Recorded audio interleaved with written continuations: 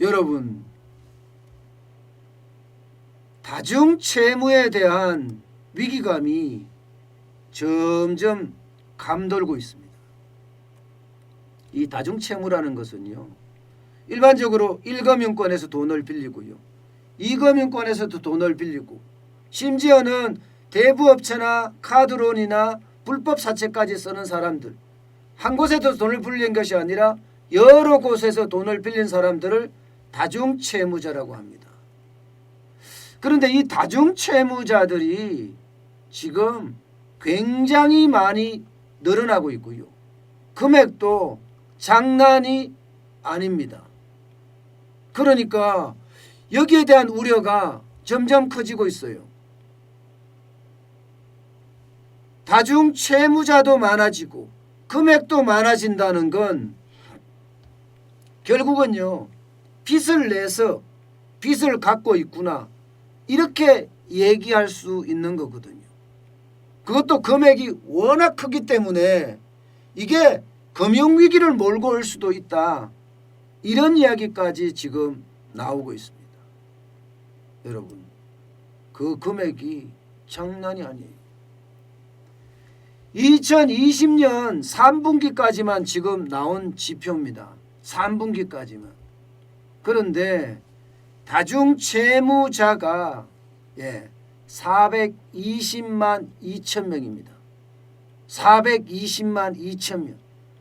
2020년 1분기 423만 2천 명보다는 3만 명 가량 줄었지만 금액은 엄청 더 늘어났습니다. 501조 4천억 원입니다. 501조 4천억 원.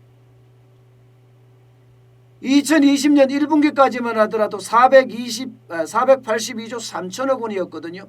이게 말도 못하게 지금 늘었다는 거 아니에요. 게다가 문재인 정부 들어와서 2017년 1분기부터 계산을 해보면 다중채무자 수만 하더라도 거의 40만 가량이 늘어났고, 금액은요 402조 2천억 원에서 501조 4천억까지 거의 100조가 늘어났습니다. 정확히는 99조 2천억 원인데요, 늘어난 그 폭을 보면 24.6%나 됩니다. 24.6%. 이게 위험하다는 거예요. 이게 더욱이나 1분기는 423만 2천 명이잖아요. 3분기는 420만 2천 명이에요. 3만 명이 줄었는데 이것을 빚을 내서 빚을 갚았기 때문에 줄었다, 이런 분석이 가능해지는 거예요. 왜? 금액이 엄청 늘었거든요. 501조 4천억까지 늘었으니까 말입니다. 게다가 말입니다, 여러분, 가계부채가 지금 우리 얼마죠? 우리 가계부채가 장난 아니에요. 지금 이 시기로 2020년 3분기 시점으로 봤을 때 1585조 5천억 원입니다. 3분기 시점으로 봤을 때. 4분기 시점으로 가면 더 늘어나죠. 천은 더 늘어납니다. 1668조까지 넘어갈 거예요. 그런데 이 가계부채 중에 1585조 5천억 중에 501조 4천억 원은 31.6%를 차지하는 굉장히 높은 수치예요. 굉장히 높은 수치예요. 그래서 이게 다발성 다중채무발 금융위기, 금융충격도 지금 그만큼 가까워졌다, 이런 얘기까지 지금 말을 하고 있을 정도입니다. 게다가 1인당 대출, 다중채무자, 여러 곳에서 돈 빌린 사람들의 1인당 대출은요, 2017년 1분기가 1억 487만 원이었거든요. 그런데 이게 1억 1,922만 원으로 13.7%가 늘어났습니다. 14.7%가. 그럼 이거 갚을 수 있을까요? 갚을 수 있을지 없을지 보려고 그러면 아주 다양한 지표를 볼 수 있지만 1인당 GNI, 국민소득을 볼게요. 2017년에는 1,734달러였습니다. 2020년에는 32,115달러예요. 별로 안 늘었어요. 1.2% 늘었습니다. 그런데 다중채무자의 대출은 13.7% 늘었단 말입니다. 그러면 이게 무슨 말이에요? 대출은 굉장히 빨리 늘고 소득은 그만큼 덜 늘었다는 이야기잖아요. 그러면 상환 능력에 문제가 없을까요? 당연히 상환 능력에 문제가 있다 이렇게 나오죠. 요즘 어디나 할 것 없이 가게에 보면요. 1분위, 2분위, 3분위까지는요. 전부 다 근로소득도 줄어들지만 사업소득도 계속 줄어들고 있는 상태입니다. 그렇다면 그것을 갚기는 굉장히 힘들다 이런 얘기가 나올 수밖에 없는 겁니다. 여러분, 다중채무자 그리고 다중대출금이 이렇게까지 늘어난 데는요. 자영업자를 폭망했죠. 청년들 취업 안 되죠. 실직자 100만 넘죠. 이러니 빚으로 빚을 돌려막게 하는 그런 실정이 될 수밖에 없습니다. 왜 그러느냐? 제가 뜬금없는 소리를 하는 게 아닙니다. 여러분 이 지표를 보세요. 제2금융권의 대출이 늘어가는 규모예요. 2019년 11월에서 2020년 11월에 보면 심지어 생명보험, 우체국보험도 152%의 대출 152조나 늘어났고 6.6% 늘어났습니다. 새마을금고 141조 13.4% 늘어났습니다. 신협 77조 10.9% 늘어났습니다. 저축은행 76조 18.5% 늘어났습니다. 그러면 무슨 얘기예요, 여러분?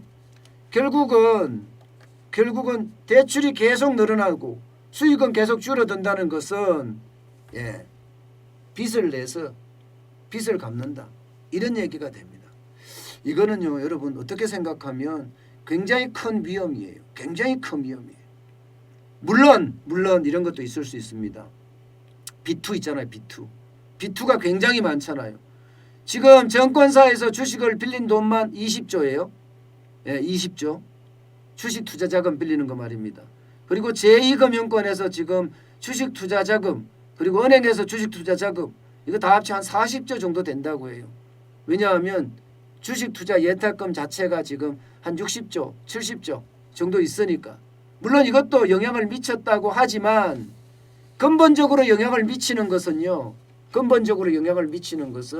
앞서 말씀드렸다시피 자영업자의 어떤 무더기 폐업, 청년층의 어떤 취업어림, 실업률 여기에다가 실업자가 계속 늘어나는 이런 모든 것이 작동이 됐다 이렇게 봐야 합니다. 네, 우리 박영경님 감사합니다. 슈퍼챗 감사합니다. 굿럭 하면서 보내셨네요.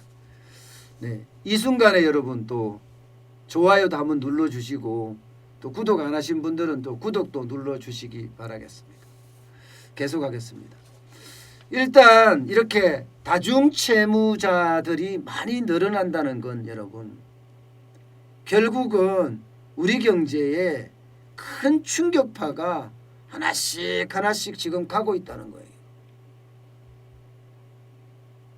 아마 지금 대출 만기 연장하고 이자 상환유예 결국은 3월 말까지인데 이거 유예할 거라고 보거든요.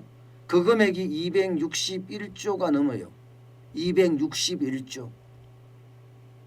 물론 그 안에는 다중채무자들의 어떤 빚도 있겠죠. 그것도 연기를 시킬 거라고 보지만 결국은 다중채무자들이 그 빚이 연기된다고 해서 바로 빚을 다 갚을 수 있느냐? 그거는 아니라는 거죠. 그거는 빚을 갚으려고 그러면 버는 돈이 있어야 됩니다. 버는 돈이.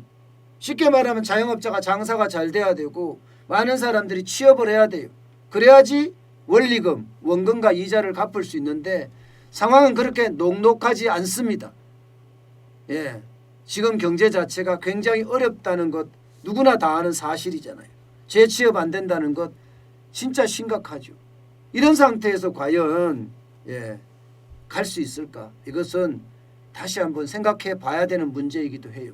제일 중요한 거는 다중채무자들이 결국에는 빚으로 빚을 돌려막다 만세를 부를 때 그때는 금융 충격이 오는 거고, 그때 금융 충격은 금융 위기로 급속도로 갈 가능성이 굉장히 큽니다. 왜냐고요? 지금 대출 만기 연장한 금액이 너무 많기 때문이기도 합니다. 어쨌든 여러분, 금융은 항상 조심조심해서 여러분 보셔야 돼요. 그 어느 때보다가 지금 금융위기에 대한 어떤 그 수치는 굉장히 높아지고 있습니다. 때문에 조심하고 또 조심하는 것 반드시 잊지 말아야 될 것 같습니다. 무작정 금융위기는 문제없어 이렇게 생각하는 것은 안 됩니다. 지금 여러 방면에서 가계부채발도 그렇고요, 다중채무발도 그렇고요, 지금 한계기업발도 그렇고요, 가계부채발도 그렇고요, 자영업자 부채발도 그렇고요. 지금 금융의 위기가 될 수 있는 요소가 너무 각처에 도사리고 있습니다. 그게 언젠가는 저는 터질 거라고 보는데 그게 안 터질라 그러면 실물이 빨리 회복돼 줘야 되거든요. 과연 그게 가능할까요? 그렇지 않으면 시한폭탄을 계속 끌고 가다가 언제 터질까요? 이거 진짜 위험합니다. 아마도